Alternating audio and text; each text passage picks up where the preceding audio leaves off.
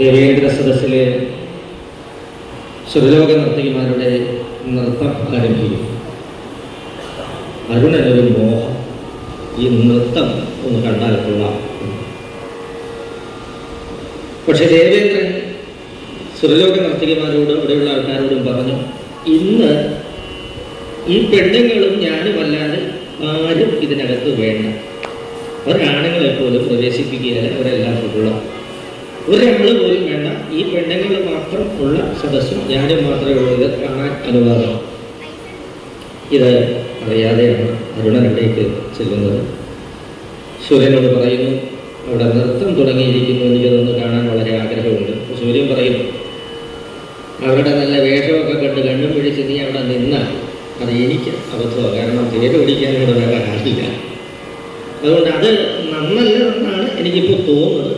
എന്നാലും ആഗ്രഹം സാധിച്ചിട്ട് വരണോ എന്ന് പറയും. അരുണൻ വളരെ സന്തോഷത്തോടെ ദേവേന്ദ്ര സദസ്സിലേക്ക് ചെല്ലുമ്പോൾ പാതയ്ക്കൽ കാവലിലേക്ക് ആൾക്കാർ പറയും, എവിടേക്കാണ്? അല്ല, നൃത്തം കാണാം. ഓഹോ, രക്ഷയില്ല, ഇന്ന് കാണാൻ പറ്റില്ല. എന്താ, ആണുങ്ങൾ വന്ന കേൾക്കണം എന്നാണ് ഇവിടെ നിന്ന് കൽപ്പിച്ചിരിക്കുന്നത്. അതുകൊണ്ട് പടിയടച്ച് ഞങ്ങൾ വിട്ടിരിക്കുകയാണ് കുട്ടികൾ. ഈ പെണ്ണുങ്ങളെ കൊണ്ട് വന്നതാണെങ്കിൽ അല്പം നേരമൊക്കെ ഇതൊന്നും കാണാം, അത് ബുദ്ധിമുട്ടില്ല. വീട്ടിൽ നിന്ന് തുടങ്ങുകയും ചെയ്തു. ഒന്നാമത്തെ തൃപ്തിയില്ല എന്ന് പറഞ്ഞാൽ അഭിമാനത്തിൽ അരുണൻ കേട്ടിരിക്കുക. വലിയ കാര്യത്തിൽ പറഞ്ഞിരിക്കുക, ഞാൻ നൃത്തമൊക്കെ കണ്ടിട്ട് വരാൻ ആഹ്ലാദിച്ച് വന്ന തിരിച്ചു സൂര്യനോട് പറയാം, കണ്ടോ എന്നൊക്കെ ചോദിച്ചുകൊണ്ട് പറയാനാണ്. അദ്ദേഹം വളരെ കോപിഷ്ഠനുമാണ്. അരുണനൊരു ബുദ്ധി ആലോചിക്കുക. ഒരു സുന്ദരീ വേഷം ചമഞ്ഞ് ഇവരെ പറ്റിച്ച് അകത്ത് കിടന്ന് നൃത്തം കാണാം എന്നാണ്. അങ്ങനെ അരുണനൊരു സുന്ദരിയുടെ വേഷം ചമഞ്ഞ് ദേവേന്ദ്ര സദസ്സിലേക്ക്, അല്ലെങ്കിൽ നൃത്തം നടക്കുന്ന സദസ്സിലേക്ക് ചെല്ലുമ്പോൾ അവിടെ കാത്തു നിൽക്കുന്ന ആൾക്കാർ ദൂരേന്ന് വരുന്ന കണ്ടപ്പോഴേ വാതിൽ തുറന്നിട്ടു. ഒരു സംശയവുമില്ല, ഇത് സ്ത്രീ തന്നെ. അത്ര മനോഹരമായി വേഷം ചെയ്താണ് ചെയ്യുന്നത്. അങ്ങനെ ആ കിങ്കരൻ വാതിൽ തുറന്നതും പ്രകാരം അകത്ത് കയറി നൃത്തം കാണാനായിട്ട് ശ്രമിക്കുമ്പോഴാണ് സൂര്യൻ്റെ കണ്ണിൽ ഈ സുന്ദരിയെ പെട്ടു. സൂര്യൻ അല്ല, ദേവേന്ദ്രൻ്റെ കണ്ണിലാണ് ഈ സുന്ദരിയെ പെട്ടത്.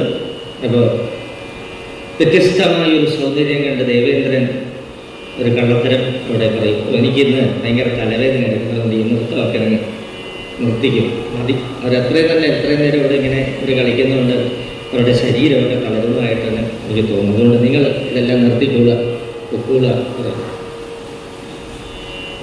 അരുണനതൊന്ന് കാണാമെന്ന് വെച്ച് ചെല്ലുകയും ചെയ്ത് ഇത് നിർത്താൻ ചെന്ന് നടനെ നിൽക്കുകയും കൂടെ ആയപ്പോഴത്തേക്കും അരുണനാകെ ഭയങ്കര ആഗ്രഹം സാധിച്ചില്ല. അങ്ങനെ അവിടെ നിന്ന് മാറാനായിട്ട് ശ്രമിക്കുന്ന ഈ അരുണനെ കണ്ട് ദേവേന്ദ്രൻ ഇനി വിളിക്കും, അല്ല വന്നേ ചോദിക്കട്ടെ, എങ്ങനെയാണ് പോയാലും. ഇതൊക്കെയാണ് ഈ കഥയുടെ വിഷയം കേട്ടോ. ഇതൊക്കെ കൊണ്ടാണ് അത് ആശാൻ അങ്ങനെ കൈകാര്യം ചെയ്ത് എനിക്കിപ്പോഴും പിടിയില്ല. അതുകൊണ്ട് ചിലപ്പോൾ കൈവിട്ട് പോകാൻ അതൊന്ന് വിശദീകരിച്ച് പറഞ്ഞിട്ട് ഒരു വഴിക്ക് പോകാനാണ് നിശ്ചയം. അപ്പോൾ ദേവേന്ദ്രൻ വിളിച്ച് ഇങ്ങനെ അടുത്ത് നിർത്തുന്നത്, നിന്നെ വ്യത്യസ്തമായൊരു സൗന്ദര്യം, നീ വല്ലതൊക്കെ പറഞ്ഞാൽ ഞാൻ തരാം, എനിക്ക് യാതൊരു മടിയില്ല. പക്ഷേ നമുക്കൊന്ന് സംഗമം ആവാം എന്ന രീതിയിൽ തന്നെ പറയുന്നു. ഉടനെ അരുണൻ പറയും, അയ്യോ സുരേശ്വര, അങ്ങനെ പറയരുത്, ഞാനൊരു നാരീമണിയല്ല, ഞാനൊരു സ്ത്രീയല്ല, ഞാനിങ്ങനെ ഒരു വേഷം കെട്ടി വന്ന എന്നെ ആളാണ്. ദേവേന്ദ്രന് ഇതിൽ പല സന്തോഷം ഇനി വേറെയില്ല. കാരണം എന്നെ പറഞ്ഞു പറഞ്ഞ് പലരും എന്നെ ഇങ്ങനെയാണ് പറയുന്നത്. ആ ഒരു ആശങ്കയുള്ളത് ഇപ്പം തീരുമല്ലോ. എനിക്കിങ്ങനൊരു ദുശങ്ക, നാട്ടിൽ എല്ലാവരും കസ്മരന്മാരുടെ കാണണമെന്നുള്ള ഒരു ദുശങ്ക ഉണ്ടായതെല്ലാം അകന്നുപോയി എന്ന് പറഞ്ഞിട്ടാണ് പിന്നെ അരുണനെ കയറി ഊരടക്കം പിടിക്കുകയാണ്. ഒരു ശൃംഗാര ലീലാല സാദരെ ഗർഭമുണ്ടായി ഗരുഡാഗ്രജനുടൻ അർഭകനെയും പ്രസവിച്ചു അശ്വരി. അതിനെ കൊണ്ടുപോയി ഗൗതമപത്നിയെടുത്താണ് കൊണ്ടുവിടുന്നത്. ഇതെല്ലാം കഴിഞ്ഞ് ഈ പറഞ്ഞ സമയത്തിനെക്കാട്ടി കൂടുതൽ സമയം എടുത്തു. സൂര്യൻ്റെ അടുത്തേക്ക് ചെല്ലുമ്പോൾ സൂര്യൻ തിളച്ച് മറിഞ്ഞ് നിൽക്കുക. പണി മുടക്കി കിടക്കുക, വണ്ടിയില്ല. അദ്ദേഹത്തിന് പലയിടത്തും പോകുന്നത് വാഹനം ഓടിക്കാൻ ആളില്ല. ഇദ്ദേഹം ഒറ്റയ്ക്ക് ഓടിക്കാൻ അറിയത്തില്ല. എന്നായിരിക്കാം ആളെ രക്ഷപ്പെടുന്നതായിട്ട് ചോദിക്കും, നീ ഇത്രയും നേരം എവിടെ ആയിരുന്നു, എന്താ നിന്റെ ജോലി എന്താ, നീ ആ ജോലിയെല്ലാം മാറ്റിവെച്ചിട്ടല്ലേ ഇവിടെ നിന്ന് പോയത്?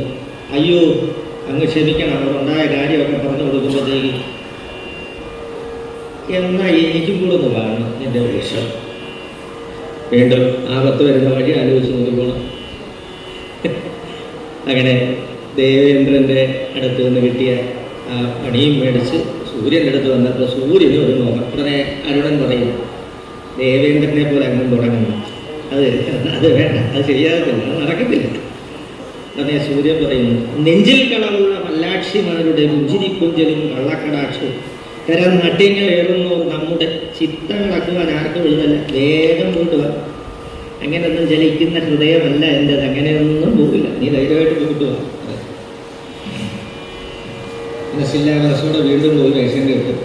ഒന്നും സംഭവിച്ചില്ല. അവനെ അടച്ചു പിടിച്ചു ഉണർന്നു പുത്രനോ ഒന്നു ജനിച്ചു. വ്യാരാസന വഴിക്കണില്ല. ഇങ്ങനെയാണ് രണ്ട് കുട്ടികൾ അരുണൻ ഗർഭം ധരിച്ചുണ്ടാകുന്നതാണ് പറയുന്നത്. അപ്പോൾ ദേവേന്ദ്രൻ്റെ പുത്രനായിട്ട് ബാലിയും സൂര്യൻ്റെ പുത്രനായിട്ട് സുഗ്രീവനും ഉണ്ടാകുന്നു. മാമുനി ശ്രേഷ്ഠനാണ്. ഇവരെ രണ്ട് എളിയിലും വെച്ച് പിള്ളയെ പോറ്റുന്നത് മർക്കടത്തിൻ്റെ സ്വഭാവമാണെന്ന് മുനി പറഞ്ഞിട്ട് ഇവരെ ശപിക്കുകയാണ്. പിന്നെ ആ ശാപത്തിൽ നിന്ന് മാറി അവരിങ്ങനെ വാനരരായിട്ട് ചാടി ചാടി നടക്കുമ്പോൾ ഈ രണ്ട് പിതാക്കന്മാർക്ക് ഒരു സങ്കടം. അപ്പോൾ ഓരോരുത്തർക്കും എന്നിട്ട് അവർക്കെല്ലാം പിന്നെ ബാലി എന്ന് അറിയപ്പെടും, അർത്ഥപ്രതാപം നിനക്ക് ലഭിക്കും, അദ്ദേഹത്തെ സുഗ്രീവനെന്ന് അവരുടെ അർത്ഥപ്രതാപം ലഭിക്കുമെന്ന് പറഞ്ഞ് അനുഗ്രഹിച്ചിട്ടാണ് അവരെ പിന്നെ ബാലി സുഗ്രീവന്മാരായിട്ട് ഈ ഭൂമിയിൽ ജീവിച്ചതെന്നാണ്